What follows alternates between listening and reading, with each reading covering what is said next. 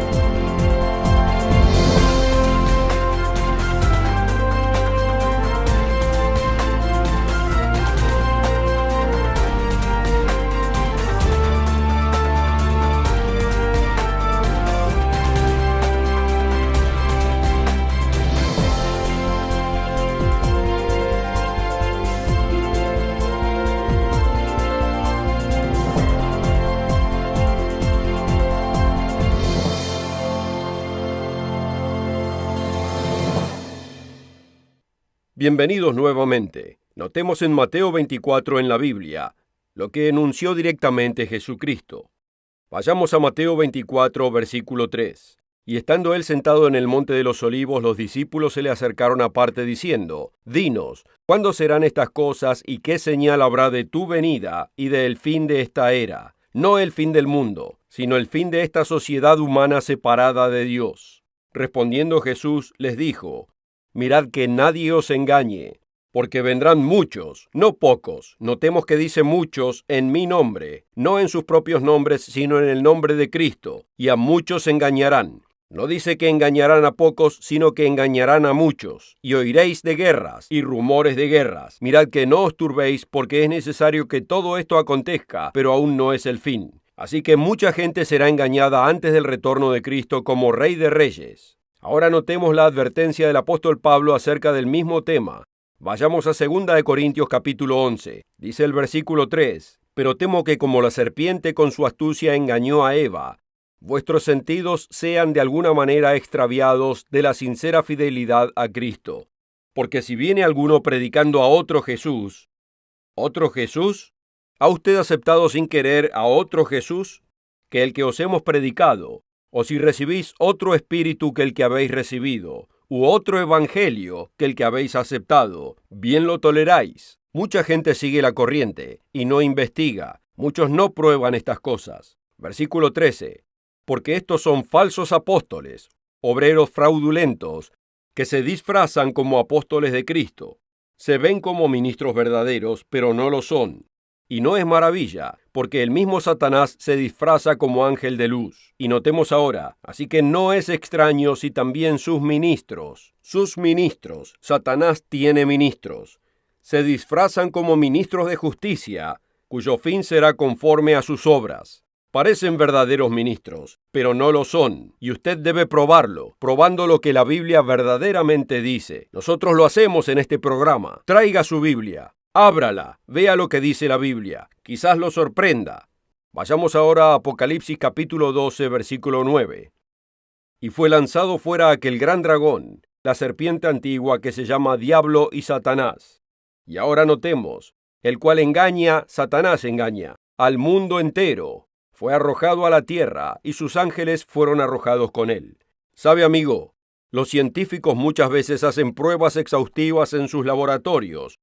Usando modernos equipos, intentan asegurarse de que sus ideas sean correctas.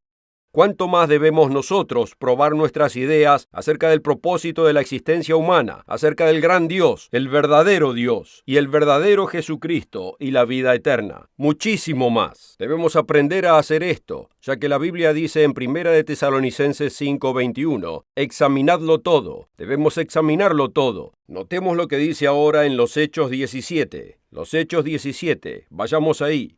El libro de los Hechos, capítulo 17, versículo 11. Y estos eran más nobles que los que estaban en Tesalónica, pues recibieron la palabra de Dios, con toda solicitud, escudriñando cada día las Escrituras, para ver si estas cosas eran así. Escudriñaban las Escrituras. Hagamos eso, amigos. Tomémonos el tiempo de probarnos estas cosas en la Biblia. No me investiguen solo a mí, investiguen también a los demás. Aprenda a creer lo que la Biblia realmente dice acerca de Jesucristo y su verdadera enseñanza. Recuerdo hace muchos años, cuando era un niño, mis primeras impresiones de Jesucristo, cuando mis hermanas Patty y Catherine, junto conmigo en la mañana de Navidad, buscábamos regalos de Santa Claus. Buscábamos saber si Santa Claus había bajado por la chimenea, como nos era dicho, y escuchábamos el Jingle Bell, y oíamos acerca de Rudolf, el reno de la nariz roja, incluyendo las canciones de Navidad. Lejos en un pesebre, el pequeño Jesús. Jesús siempre ha sido representado como un pequeño bebé indefenso.